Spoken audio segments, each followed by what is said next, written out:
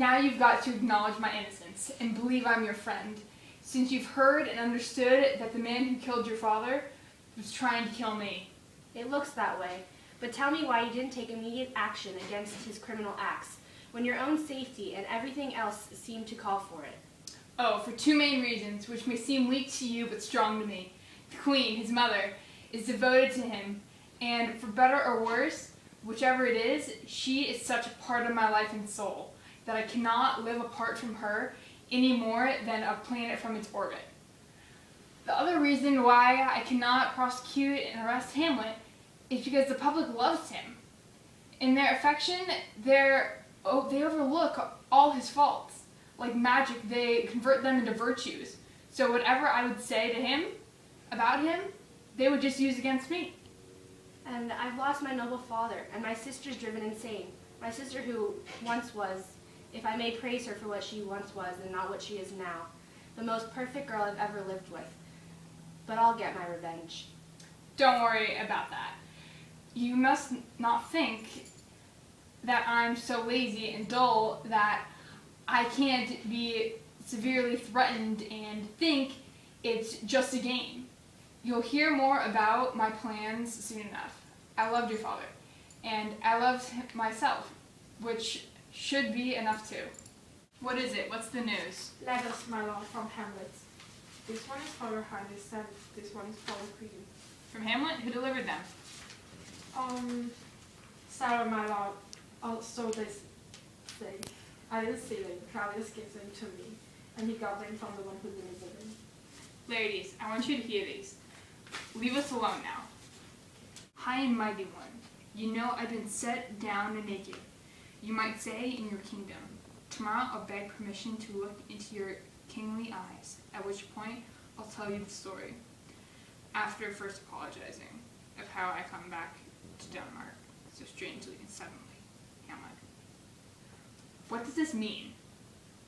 Has everyone else come back too, or is it all a lie and no one has yet returned? Do you recognize the handwriting? It's Hamlet's writing. Naked, he says, and in a P.S. he adds alone. Can you help me out with this? I have no clue, my lord, but let him come. It warms my weary heart to think I'll get the chance to look him in the eye and say, you did this. If that's how you feel, ladies, and why shouldn't you? Will you let me guide and direct you? Yes, my lord, as long as you won't lead me towards peace. No, just towards your own peace of mind.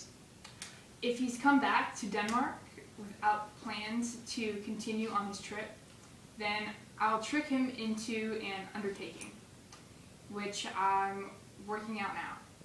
That's sure to kill him. When he dies, no one will blame, even his mother will call it an accident.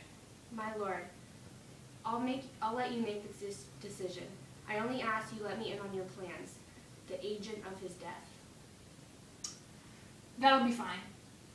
Since you left, people have been talking about, and within earshot of Hamlet, a certain quality of yours in which they say you shine.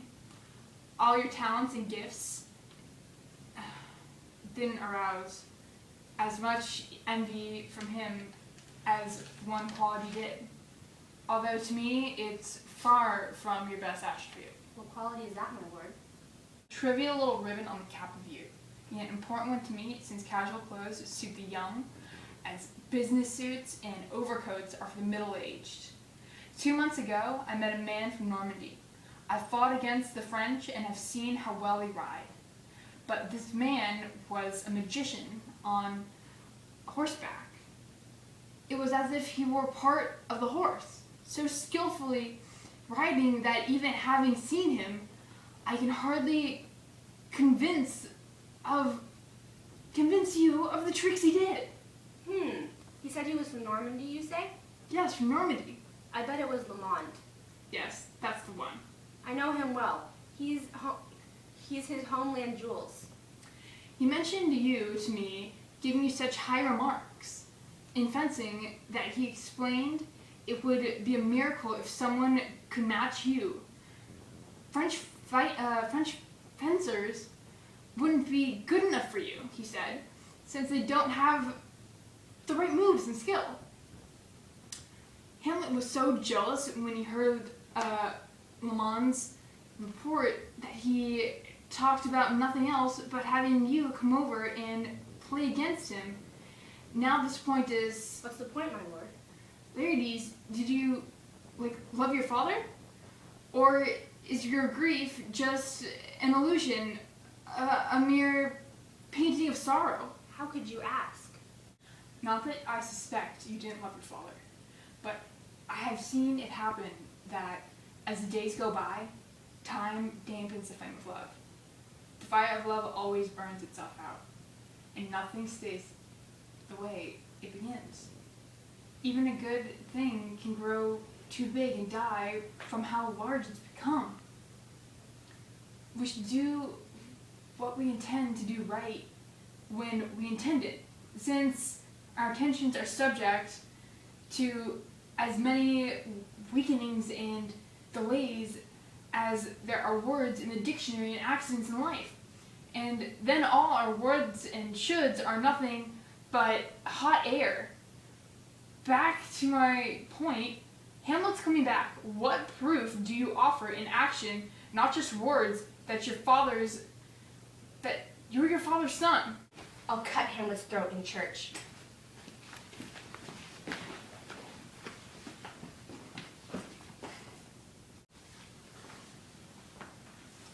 It's true, no place, not even a church, should offer a refuge to a murderer. Revenge should have no limits.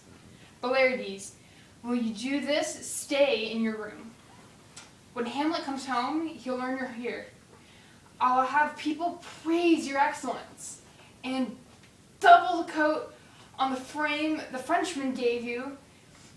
In short, we'll get you together and place bets on you. Hamlet's so careless, high-minded, and unsuspecting that he won't examine the swords beforehand. So you can easily choose one with a sharpened point, and in that thrusted to revenge the death of your father. Do it. I'll put a little dab of something on my sword as well.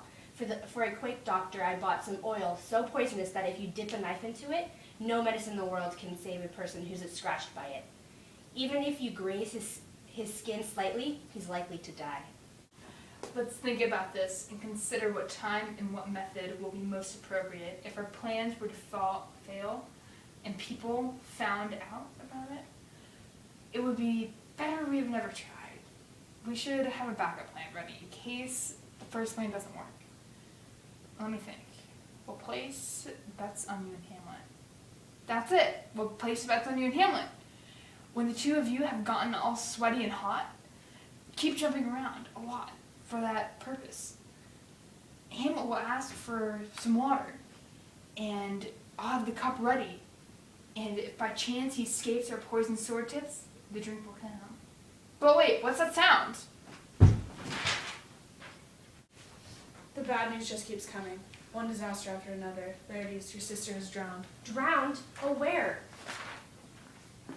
There's a willow leans over the brook, dangling its white leaves over the glassy water. Ophelia made wild wreaths out of these leaves, braiding in crowflowers, thistles, daisies, and the orchids that vulgar shepherd have an obscene name for, but which pure-minded girls call dead men fingers.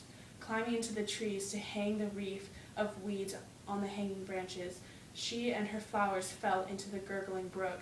Her clothes spread out wide in the water and buoyed her up for a while as she sang bits of old hymns, acting like someone who doesn't realize the danger she's in, or like someone completely astonished or accustomed to danger.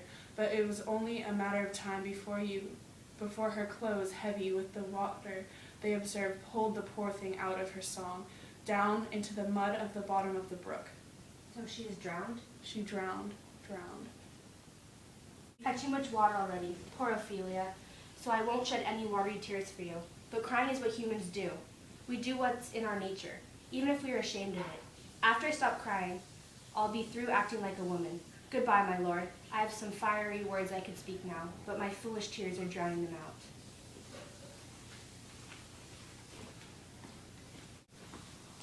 following Gertrude. I worked so hard to calm him down, and now I'm worried he'll get all excited again. It's following him.